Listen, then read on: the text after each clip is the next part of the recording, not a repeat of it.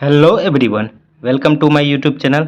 आज की वीडियो में BHIC 106 जो कि है आधुनिक पश्चिम का उदय एक, इनके कुछ इम्पोर्टेंट क्वेश्चन पे चर्चा करेंगे जो आपके एग्जाम के लिए काफ़ी इम्पोर्टेंट हो जाती है। तो ये प्रश्न काफ़ी बार आपके एग्जाम में पूछा गया है, काफ़ी बार रिपीट हुआ है क्वेश्चन, जो आपके आने वाले एग्जाम के लिए काफ़ी इम्पोर्टेंट हो जाती है।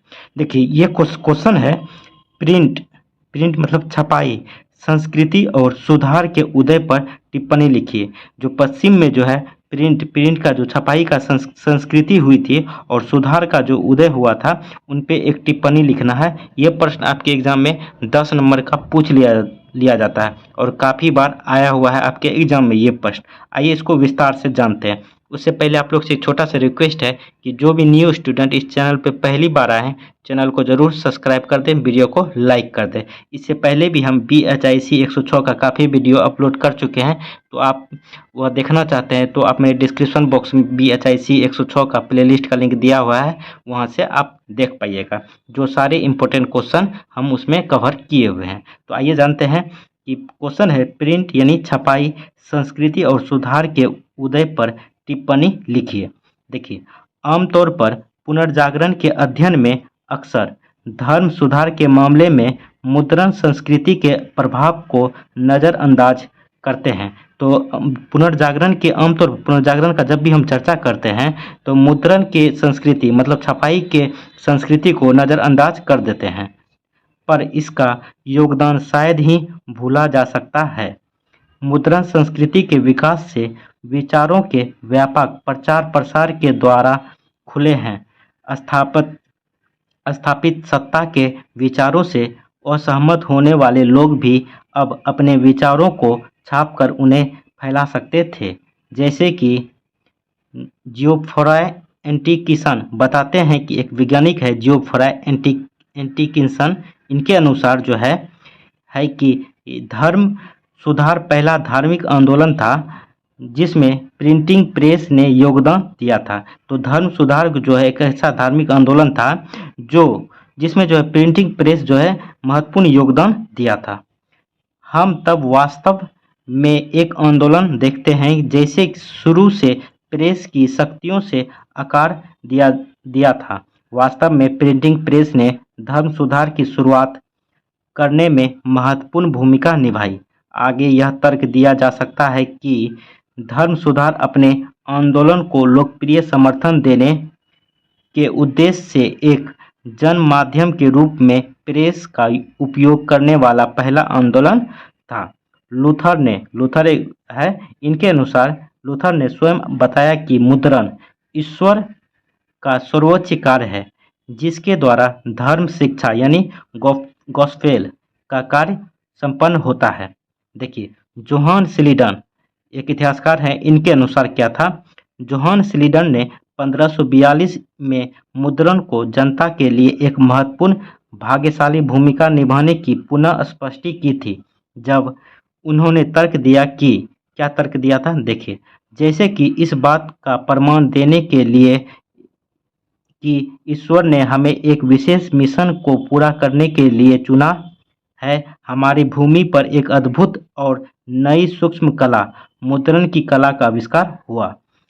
इसने जर्मन लोगों के ज्ञान में वृद्धि की और अब यह अन्य देशों में भी प्रभुत्वता ला रहा है। मतलब दूसरे देश में भी इनका महत्वपूर्ण योगदान बढ़ रहा है।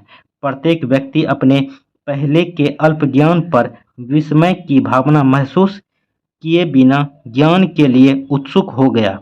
वास्तव में मुद्रण को धार्मिक और धर्मनिरपेक्ष का मतलब हुआ कि प्रोटेस्टेंट और प्रबोधनकालीन विचारक, ठीक है, दोनों ने एक अद्भुत उपकरण के रूप में देखा जिसने पुजारी वर्ग के द्वारा शिक्षा के एक अधिकार को समाप्त कर दिया, जिसने अज्ञानता और अंधविश्वास को दूर किया, पोप का मुकाबला किया और पश्चिमी यूरोप के अंधे युग से बाहर आने में मदद की। नए विचारों का विकास हुआ जिससे लोगों की मानसिकता में परिवर्तन हुआ तथा ज्ञान में वृद्धि हुई। तो देख लीजिए ये 10 नंबर का क्वेश्चन। एक क्वेश्चन और देखते हैं, ये वो भी आपके एग्जाम के लिए काफ़ी इम्पोर्टेंट हो जाती है। तो आइए वो क्वेश्चन देखते हैं। देखिए क्वेश्चन है, विज्ञान और पुनर्जागरण के बीच संबंधों की चर्चा कीजिए। विज्ञान विज्ञान जो है किस तरह से पुनर्जागरण के बीच में संबंध स्थापना करता है, इनके बीच के संबंधों पर चर्चा करना है इस प्रश्न में। ये प्रश्न आपके एग्जाम में 10 नंबर का काफ़ी बार पूछा गया है। 10 नंबर में पूछने का मतलब है कम से कम इसे 250 शब्दों में से लिखने का प्रयास करेंगे। तो आइए इसको जानते हैं। देखिए, पुनर्जागरण ने आधुनिक विज्ञान के प्रारंभ को चिन्हित किया। विज्ञान और पुनर्जागरण के मध्य महत्वपूर्ण अंतर्संबंध से इनकार नहीं किया जा सकता है। प्रारंभिक उपलब्धियों में से एक उपलब्धि खगोलिकी के क्षेत्र में भी थी। खगोल विज्ञान में अध्ययनों ने भौतिकी ब्रह्मांड की प्रकृति के बारे में अत्यंत महत्वपूर्ण विचारों के विकास को जन्म दिया। इस तरह के विचारों को ब्रह्मांड के संदर्भ में मौजूदा पांडित्य दभी और धर्म वैज्ञानिक प्रणाली पर हमला की तरह माना गया।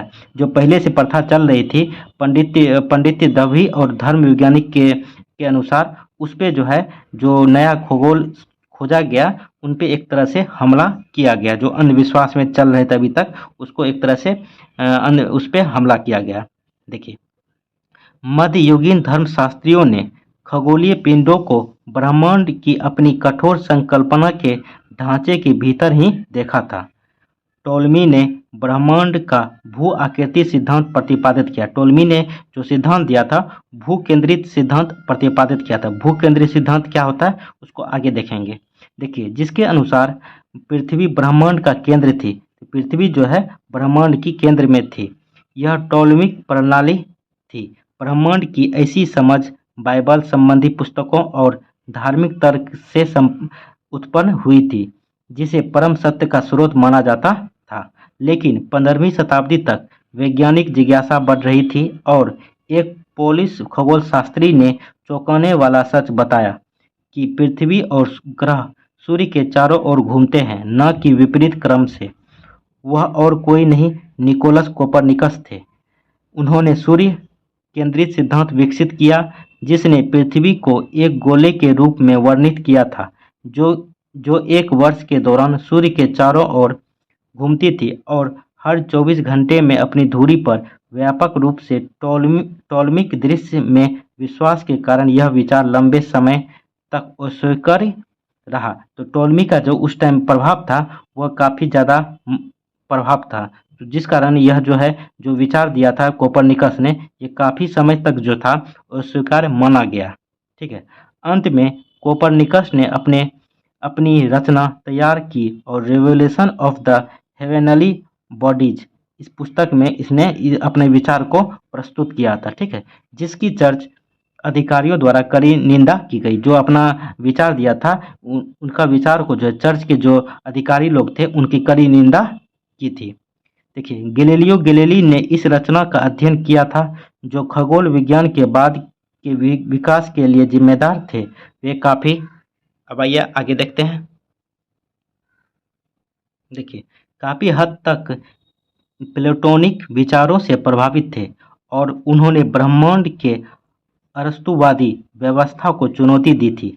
गैलीलियो ब्रह्मांड की एक नई तस्वीर की कल्पना करने में सक्षम थे, विशेष रूप से इसलिए कि उन्होंने ब्रह्मांड को अपने समय की सबसे बड़ी खोज के माध्यम से देखा था। जो खोज के माध्यम से किस तरह से देखा था, टेलीस्कोप का खोज किया था, इसी के माध्यम से वो अपना विचार देखा था। उनके अध्ययन ने बृहस्पति के उपग्रहों और शनि के छल्ले पर प्रकाश डाला और इस तथ्य को स्थापित किया कि पृथ्वी किसी अन्य ग्रह की तरह ही थी। इस प्रकार उन्होंने सौर प्रणाली पर एक नया दृष्टिकोण प्रदान किया। चर्च द्वारा इन विचारों को सहन नहीं किया गया था। इतालवी में उनकी प्रसिद्ध रचना dialogue in the two chief world systems ने उन्हें लोकप्रिय बना दिया, लेकिन चर्च ने उसे विधर्म का मुकदमा में लाद दिया। तो देख लिए 2 क्वेश्चन आपके एग्जाम के लिए। ये दोनों क्वेश्चन आपके एग्जाम के लिए बहुत ही इंपॉर्टेंट है। तो ये 2 क्वेश्चन यदि एक बार में समझ में नहीं आता है तो 2 बार 3 बार देखिए, आपको एक तरह से वर्ड मिल जाएगा जिसका पढ़ा हुआ है उनको एक तरह से रिवीजन हो जाएगा। जो नहीं पढ़ा हुआ उनको एक तरह से वर्ड मिल जाएगा। यदि आपके एग्जाम में ये प्रश्न पूछते हैं तो आप खुद से भी इसे बना के लिख पाइएगा। चलिए कैसा लगा वीडियो कमेंट करके ज़रूर बताएं। चैनल को भी आप लोग ज़रूर सब्सक्राइब कर दें। चलिए थैंक यू दोस्तों, जय हिंद।